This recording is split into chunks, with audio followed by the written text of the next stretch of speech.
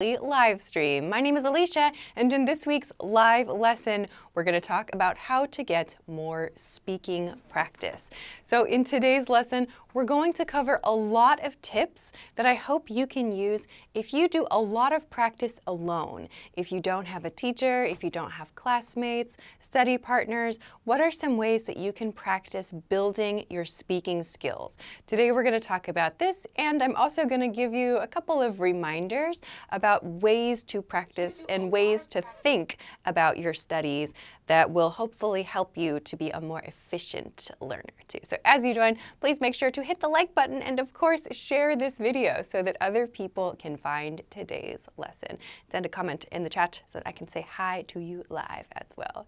So while we wait, two super quick announcements. The first one is about this banner at the bottom of the screen that says download your free 2,000 words ebook. So if you have not heard about this before, our team has a free ebook with the 2,000 core words of English in it. The core words, every language has core words. Core words are the words that are most commonly used in that language. They're the most important for daily life, for daily conversations. So you can find a PDF ebook on EnglishClass101.com that has all 2,000 of the words in it. So you can find it from the link below the video if you're watching on YouTube, or above the video if you're watching on Facebook. You can get this for free. You just need your name and an email address to download it. If you have an account at EnglishClass101.com, awesome. You can go and download it now. So this is a great vocabulary study resource. If you have not checked it out, you can go and download it. You can use that for your vocabulary studies to make sure that you study the most efficient way possible. So please check that out. That is announcement number one. Announcement number two is if you have questions to ask me, awesome. Please send me your questions. They might be included in our weekly question and answer series called Ask Alicia, where you ask me questions and I answer them, maybe. So if you want to send me your questions, great, but do not put them in YouTube comments or in Facebook comments or in Instagram DMs. Please send them to the official question submission page, which you can find in every single Ask Alicia YouTube description. You can find that there, or go to EnglishClass101.com/ask-Alicia to find that. So please send me your questions. I really do. I read all the questions, every single question, I read them. So please send them there. Also, I recommend if you have a question, you can search on our YouTube channel or on the website to find videos and lessons about that topic. Maybe I have already answered it. So check it out, do that. Okay, I think everything is rolling, yeah? Everything looks good. YouTube is here. Hi, YouTube. Hello, everybody. Right meow on YouTube. Let's see, Santiago, what's up? Erickson, hi. Rafael from Costa Rica, what's up? Billy, hey, what's up? What else? Francisco from Venezuela. Oh, hi, even though your name is Erica, what's up? Okay, awesome. Facebook, are you here? I'm coming for you, Facebook. Facebook, Marco, what's up? Let's see, Juan, hey, everybody. I'm coming to Facebook so I can like and share the video right now. Okay, where's the video? There it is. Awesome. Hi, everybody on Facebook. Miguel from Peru. Gallo. Hello. Amina from Sri Lanka. Hello. Welcome, everybody. I'm going to hit the like button and share this video. Boop. So you can like it and share it with me. And then let's get to today's topic. Okay? So today, let us begin with our topic, how to get more speaking practice. So as I said at the beginning of today's lesson, I want today to be, I hope, helpful for those of you who maybe study alone, who practice alone. How are you building your speaking skills, right? I know that lots and lots of learners write about, getting opportunities to speak if they don't have someone to talk to, or maybe people tend to do too much input practice, which means they watch videos or they listen to podcasts or they read books, but there's very little output practice. So today we're going to talk about how you can do that. So let's begin. Let's start with the first, maybe the easiest tip in today's lesson is just number one, to read out loud, to read out loud. If you don't know what out loud means, it means you say the words. When you read a book or you read an article, you say the words as you read them, okay? So this might be the easiest way to start getting speaking practice if you are alone, if you're studying alone. Just try to read things out loud. I have a couple tips, very quick tips with this one. So first, choose text at your level. So if you are a beginner, great, no problem. If you're intermediate, great. If you're advanced, great. Choose text that is at your level. If you are a beginner and you choose some advanced text, you choose a really difficult book or really difficult news article, I don't recommend that because there are lots of vocabulary words that are strange, that you don't know, that are confusing maybe. So choose something at your level to practice, or maybe just a little higher than your level, okay? That's a good place to start. Second is choose a short section to practice. So for example, if you're a super beginner, maybe you practice like a few sentences, or maybe you practice just one paragraph, right, together. Maybe it's one page only, okay? If you have more skills, if you are an intermediate learner, maybe you do 1 or 2 pages in a book, or maybe you practice reading an article, like maybe half the article today, half the article tomorrow, and so on. My point here is that you choose a short section to practice. Don't say, I'm going to practice this book, like all of this book. It's too much, right? So choose short pieces to practice. I would recommend, like for size, like a news article or maybe like a blog post, something like that. It's not super big and it's not too small. For me, I feel like social media posts are a little too short to use for effective reading or speaking practice. So I wouldn't recommend using social media posts. Also, there's a chance of typos, so making a mistake when typing in social media posts. So I personally don't recommend those. I would recommend you use something like a news article to practice this sort of thing. And if you are a beginner, you might think, how do I find a beginner news article? You can find news easy. You could do a Google search. There are a few different websites that will give you some easy versions of the news for you to practice. So check that out. Okay, then let's continue to the second one, the one that I know many people feel very uncomfortable with, but let's talk about it anyway. So read out loud, then second, you can put them together if you like.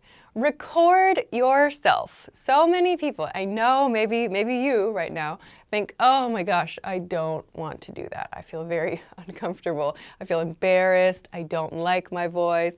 I know many people feel this way. I understand. I felt this way when I started doing this job, but now it's okay. So record yourself. Why should we record ourselves? Okay, let's go through these points and we'll talk about why recording yourself, it can be really, really helpful. So first, if you don't know what to say in your recording, you can just read text out loud. We talked about it here, yeah? So choose something to read out loud, a news article, whatever, and record yourself. When I say record yourself, I mean use your phone, or if you have another machine you can use, just record your voice, just saying the words, okay? Then, other ideas, you can practice your own original ideas. So maybe you want to give a report of your day, right? You want to think about what you did, or you want to think about something you are going to do. So you can use your own ideas here as well.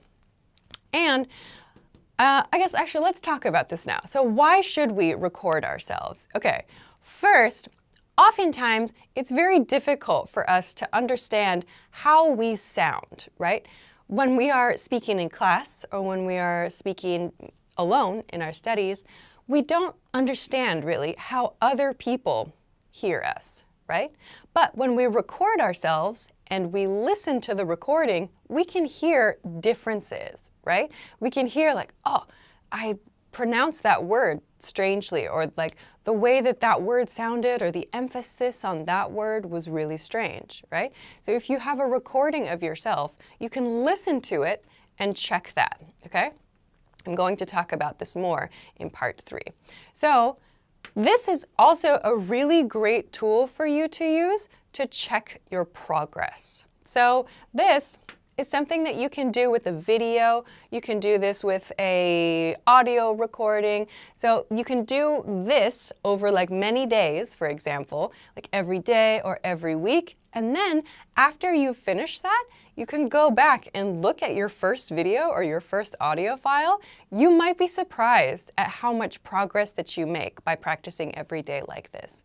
So this is a really good tool that you can use just for yourself to track your progress, of course, and also to get speaking practice. For extra bonus, you can send your audio files to a teacher for review. If you have an account at EnglishClass101.com, maybe some of you have access to one of our teachers. So you can send your audio file to them and ask for their feedback on your pronunciation, on your speech patterns, and so on. So this can be a really good way for you to understand like your own kind of speaking patterns and how to fix those. I'm going to talk a little bit more about that in part number 3 today too. Okay. There was one other point that I wanted to make here, and that was, oh yeah, when you record yourself, I know lots of people say, like, this is not so good, I don't like this, it makes me feel uncomfortable. You don't have to share your recording with anybody. You don't have to send it to anybody. You can just use it for yourself. Like, you are the only person who is going to listen to it or who's going to watch your video, right? So try not to worry about that. It's a tool, right? So your recording is just a tool for yourself, okay? Good. That is all for the first part. So let's take one super quick break and then we'll continue to part 2, where we will talk about points 3 and 4. Okay, so if you missed it very, very quickly, I mentioned at the beginning of today's lesson our team's free 2,000-word ebook. This ebook is 2,000 words that are the core words of English. The core words of any language are the most commonly used words in that language. So this means if you are studying vocabulary, this is a super, super great resource for you because you can study the most important words first. So you don't have to worry about studying kind of strange words that are not so common. So you can make sure that you start by learning the words that are most important in daily life conversations. So to find this, you can get this from the link below the video if you're watching on YouTube, or above the video if you're watching on Facebook. You just need your name and an email address to get that. It's at EnglishClass101.com, so check that out. Okay, great. Let's continue on to the next part then. So we're going to continue to part 3 and part 4, or rather point 3 and point 4. So let's get into it. Also, if you haven't, please make sure hit the like button, yeah, and share the video because it helps other people to find the lesson. We always really appreciate it. Okay, let's continue to the next points. The next 2 points I want to talk about. These are connected to the first 2 points, so we can use them together, okay? So first, shadowing. I have talked about shadowing many times before on this channel. What is shadowing? Shadowing, maybe some of you are shadowing. Shadowing means you repeat really, really quickly from listening to something or from watching something. So for example, if you are watching this video, maybe you try to repeat after me as I speak, okay, very quickly. And you try to use the same pronunciation. You try to use the same intonation, the same up and down, right? So this is shadowing. So you can do this with books. You can do this with, when I say books, like there are books that you can have like an audio section. There's a dialogue you can listen to. There are movies you can use, TV, YouTube videos. So I personally like to use videos for that kind of practice because you can see the person, you can see like the way their mouth is moving, the way their body is moving. That gives you a little bit more information. But I know that lots of people like to use audio as well, especially like in the car or maybe on your commute. And I used an audio shadowing book in one of my old lessons too, when I was learning Japanese in a classroom. So depends on your situation, but these are all different ways you can do shadowing to work on your pronunciation. So with shadowing, another key point, super helpful, is to use scripts. So that means choose something like a movie, TV show, video, book, whatever, if it has a script, that can be super helpful, because if you don't know the word, you can't quite catch it when you listen to it, you can go to the script to check that too. Okay, so the script can be another tool to make sure that you are accurate when you are trying to shadow the person. Yes, good point. Control does. We can also include subtitles and captions as well. If you are watching YouTube videos, movies, TV, just turn on those captions and you can find a little extra boost. Sometimes it's created, sometimes YouTube creates the captions. It might not always be accurate, might not be perfect. But if you're watching a movie, it should be okay. Movie or TV should be okay. All right, next point here. Again, like we talked about in point number 1 with reading out loud, when you shadow, choose a short scene to practice. If you say, I'm going to shadow a 10-minute video, that's a lot. That's a lot of work to do. So I recommend choose something short, maybe 30 seconds or maybe 1 minute to start. Right? Because the idea is you are going to try to practice that section or practice that scene to improve your pronunciation of just that part. Yeah? And to do that, you need to practice a few times. So a 10-minute video, that's a lot of time to practice. That's so much speaking practice. And maybe someday you can do that, but think about what parts you really want to work on and improve that, and focus on those short sections to begin with. Okay? All right, great. Then last tip here is to pause and rewind. So when you watch the video or you listen to the audio and you're doing the shadowing, stop it, pause it, go back and do it again. Try again. So shadowing also needs review. We also need to do it more than once, more than twice, to get the understanding. Like, how do I say this word, right? This is all very natural, all a very big part of the process. So make sure you give yourself chances to review. Okay? Good. Let's continue then to part number 4, talk to yourself. I know this one sounds really, really strange, for sure, I understand. But if you are just at home, right, you're studying another language. It could be English, it could be Chinese, it could be French, whatever. If you just get into the habit of using those words in your daily life, it becomes easier over time to start using those words when you need to use them, right? So one of the struggles is when you learn a new word, for example, or a new grammar point, it's hard to remember. Like, how do I say that? Or what's the grammar? I can't remember. So if every day you try to talk to yourself, like you explain your daily tasks, for example, like right now I could say, I am teaching, or you are listening, or something like this, right? We can use lots of different grammar to describe our daily life, our daily tasks. Short sentences are great, but by doing this, you can think about the vocabulary that you need. By saying it out loud, you realize, oh, wait, I don't know that word, right? And you can go and check the dictionary or go and look it up, whatever you need to do. So you also get used to making the sounds, right? It feels really uncomfortable to make new sounds at first, and it feels awkward and you feel kind of embarrassed, right? Totally natural, happens to me too. So by practicing a lot, by just getting yourself used to making those new sounds, it becomes more comfortable over time. Okay? So you can use different grammar points. That means future tense when you talk about something you're going to do. You can use past tense when you talk about something you did. You can think about how to express your thoughts, like your opinions, right? So you can say them out loud to yourself at home. Again, it's okay if it's not 100% perfect. The main point here is to practice, right? You are trying to get comfortable with the new sounds of the language, okay? So, other idea, you can do a daily report. Maybe at the end of your day, you can try speaking a daily report into your phone and record yourself. That might be a way for you to do regular daily speaking practice, yeah? So there are lots and lots of different ways that we can do this. Okay, let's take a super quick break, and then we're going to finish quickly with points 5 and 6. So very quickly, if you did not see it before, our team has a 2,000-word ebook. These are the core words of English, which means they are the most commonly used words in English, the most important for daily life conversations, and you can download this ebook for free at EnglishClass101.com.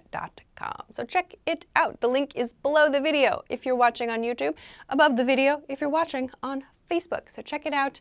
Great vocabulary resource. Okay, time's going quick. Let's finish the last 2 points. Last. Okay, I wanted to include these last 2 points because I know some of you have a teacher, some of you attend classes, which is wonderful. Good luck to you. I hope it's great. So I want to talk about a few things I noticed both when I was a student and when I was teaching classes in person. So number 5 is about a couple tips for classroom practice.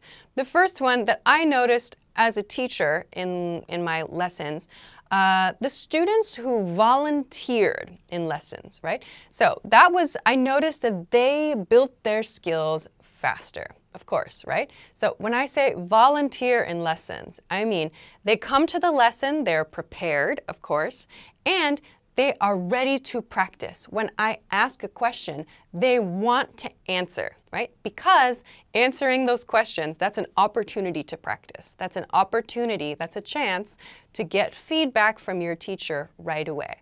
So if you are the type of person that goes to class and is so quiet, you don't say anything, you feel embarrassed, try to push yourself to volunteer, like to try to answer. If you make a mistake, great, like that's the safest place to make the mistake. The teacher is there to help you, right? Of course, it doesn't feel good to make a mistake, but you are there in the place for you to make those mistakes and fix them, right? So that's the perfect place to do it. It's much better to make the mistake in class than to make the mistake when it's really important in the conversation. So make sure that you go and you volunteer in your lessons, meaning make sure you raise your hand and you do your best to participate in like discussions with your classmates. All of that, those are all really, really amazing chances to practice and get feedback. So don't forget that. Okay. Second point I just hinted at, practice with your classmates. So in the lesson, when you talk to your classmates, make sure you use as much English as you can and think of different ways to explain what you need to say. Another thing that I really liked seeing my students do was helping each other. When one person couldn't think of the word, they would give examples. Oh, for example, it's something you use, blah, blah, blah, and other students would help the first student to remember the word or something like that. So try to think of these different communication tools that you have. If you don't know the word, can you give an example? Can you describe something that is similar to it? So think about all the different ways that you can work together with your classmates. And actually that can be really, really fun when everybody together like realizes something or learns something new together. So if you have the opportunity to go to a class, to go to a lesson, make sure you practice with your classmates out loud, okay? And the last point is immersion. Number 6, let's go to the last one. So immersion means you are just inside the language. You cannot escape. So maybe you live in a place where only English is spoken. But you can also create some immersive experiences. You can also create a place where you cannot escape into your native language. So here are a couple of different ideas for immersion. So of course, travel if you can. If you have the opportunity to travel, it's a great way to help make sure that you are using the language as much as possible. Of course, I know that traveling is not possible for everybody. Completely makes sense. It's really hard to get away from work and to get away from school. So other things you can do practice groups that are only for language learning. So when you go to that practice group, it is only English that you use there, right? Sounds scary maybe, but this might be something you can find in your community. And last, another couple of ideas, restaurants and community spots can also be really, really good places to go. So if you know that there's like a restaurant owned by, for example, somebody from another country that speaks a certain language, you can go there to get opportunities to listen to the language or to read it on menus and so on. So you can find restaurants, community spots, and similar like that. Other things that you can do, we talked a little bit about shadowing, so using movies, TV, media, all of these kinds of things is another great way you can create a little bit more of an immersive environment. So for example, if you say, I'm going to do only English for 1 hour every 3 days or something like that. That's great. That's another way to make your brain think, okay, now is English time. So these are all just different ways that you can create that immersive environment for yourself. My last point for today then, kind of a bonus point, I suppose, is this note, active practice I have right here. So very, very important for your language practice is to remember, especially for this one, for speaking, for your output, active, not passive practice. So if you only watch YouTube videos, you only listen to music, only watch TV and movies, this is all information coming into your brain. So you sometimes just put that on in the background, right? I do it, yeah, you just put it on in the background and you do other things. This is passive learning. You are not using your brain in that moment to try to understand the video or to try to understand the vocabulary, right? It's just in the background. And this is fun and this is helpful and easy. This can be a good thing to do. But active practice, meaning you use your brain to stop and think and try to listen, to take notes, to shadow. Make sure that you also have a lot of active practice in your learning, because actively practicing is what is going to make your skills grow faster, right? So if today's lesson content feels uncomfortable for you, maybe that's a good sign that you should do some more of it, yeah? So it's good to push yourself to try to do those things that seem a little challenging, and then by doing that, you can grow. So make sure you have lots and lots of active practice opportunities in your sessions, okay? All right, phew, it is time for me to be done. I just made it, hooray. So this is today's lesson topic. I hope that you got lots and lots of tips about ways that you can be practicing to improve your speaking skills. I will get out of the way. You can take a screenshot now if you like. Boom! So there you go. So today we talked about how to improve your speaking skills even if you are alone. But it is time for me to be done. So I will say goodbye for this week, but next week I will be back, and next week's lesson topic is, next week we're going to talk about basic job interview questions and answers. So if you're looking for some tips about those we're going to cover some kind of typical job interview questions, like the most basic ones, and how we can respond to them. So I want to give you some patterns for some key questions that are usually included in interviews in next week's live stream. So please join me again. That will be next week at Wednesday. What's the date? Next Wednesday at 10 p.m. Next Wednesday is, oh my gosh, March. Is it really? Wow, this year is already going so fast. So that will be Wednesday, March 6th at 10 p.m. Eastern Standard Time. That is New York City time. If you don't know your local time, please use your amazing Google skills. So you can find of course, you can also set a notification on YouTube or on Facebook to make sure you are notified when we start this live stream. So please join me again to talk about basic job interview questions and answers. All right, I will say goodbye. So make sure too, if you want to get our free 2,000-word ebook, The Core Words of English, you can go and do that from the link below the video if you're watching on YouTube, or above the video if you're watching on Facebook. It's free, so go enjoy that. Get lots and lots of vocabulary words, and you can record yourself saying them, practicing all of them. So thanks very much to everybody for joining me live this week. You can come and find me on Instagram from the link below the video in the YouTube description. Have a great day, have a great week, have a great weekend, and I will see you again next time. Bye.